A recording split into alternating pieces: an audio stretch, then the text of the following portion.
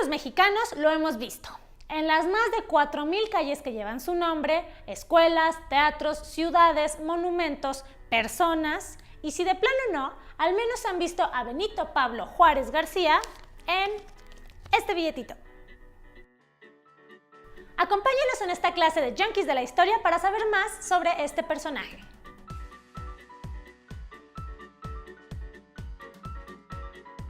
Hoy sabrán qué tiene que ver Benito Juárez con, por ejemplo, la super pelea entre la iglesia y el gobierno el 5 de mayo, o en qué estuvo que llegó un emperador austriaco a gobernar México. Tenemos que comenzar con ubicarnos en el tiempo. Juárez vivió de 1806 a 1872. ¿Qué pasó en todos estos años? Puro conflicto. Benito nació en un pueblitito llamado Santo Tomás Ixtlán, que pertenece a San Pablo Guelatao, en Oaxaca. A los 12 años se fue a la capital, a la ciudad de Oaxaca, a trabajar y a estudiar. Y estudió para ser sacerdote, pero no por religioso, sino porque en aquel entonces estar en un seminario era de las pocas oportunidades para recibir buena educación. Ya después estudió para ser abogado, y a eso se dedicó, pero también a la política y a dar clases. Había algo que le chocaba: el poder de las clases privilegiadas, y entre ellas se encontraba la iglesia. Siempre quiso destruir esto, porque quería decir que no había igualdad ante la ley.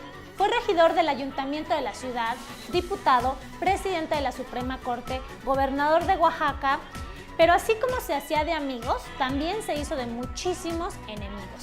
Y en una ocasión tuvo que huir como exiliado a Nueva Orleans y volvió hasta 1855. Se armó un séquito de más exiliados a enfrentar a Antonio López de Santa Anna, y con otros compinches por acá proclamaron el Plan de Ayutla para derrocar el gobierno de Santa Anna. Y lo lograron, le dieron las gracias a Santa Anna y ahora él se fue al exilio. Juan Álvarez fue el nuevo presidente y Juárez su ministro de Justicia e Instrucción Pública. En este gabinete figuraban personalidades como Melchor Ocampo, Ignacio Comonfort y Guillermo Prieto. Ojalá tuviéramos gabinetes como estos.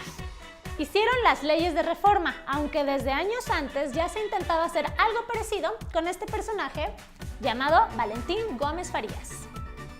Aquí ya se empieza a cocinar lo que hoy llamamos Guerra de Reforma o Guerra de los 3 años. ¿Quiénes peleaban? En esta esquina, los liberales. Y en esta otra esquina, los conservadores. ¿Dónde queda la iglesia en todo esto? La iglesia era amiga de los conservadores. Benito decía que la forma de pensar de la iglesia era un obstáculo para el desarrollo económico. Por eso era necesaria una nueva constitución y a la iglesia les quitaron fueros, privilegios y propiedades porque era como tener dinero parado, que no producía. La Constitución de 1857, la Constitución que olía a azufre, a infierno porque estaba en contra de la iglesia.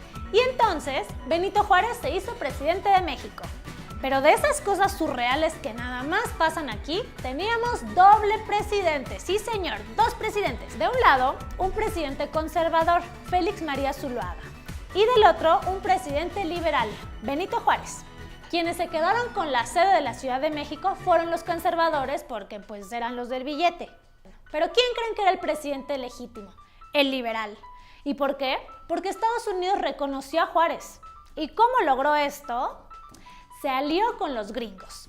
Señoras y señores, en un tratado llamado McLean-Ocampo se estableció que Estados Unidos podía tener libre acceso al país y establecer todas las tropas que quisiera a perpetuidad. Aquí como una perpetuidad. Aquí como una perpetuidad.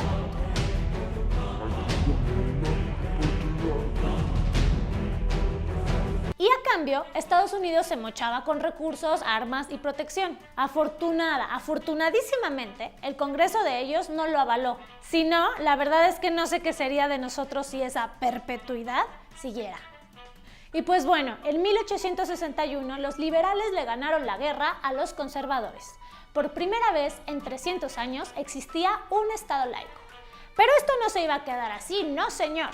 Los conservadores siguieron duro y dale y ligaron sus intereses con el de otros imperios europeos. Así es, se acabó la guerra, pero no hubo paz.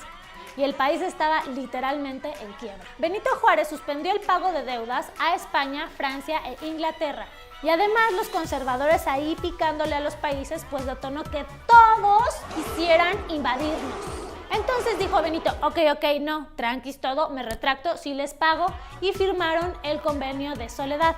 Pero el único que rompió ese acuerdo fue Francia. Francia, el ejército más poderoso de aquel momento. ¿Cómo no? Ay no, pobre Juárez. Y pues ni modo, otra guerra. Y aquí es donde sale a colación la batalla del 5 de mayo.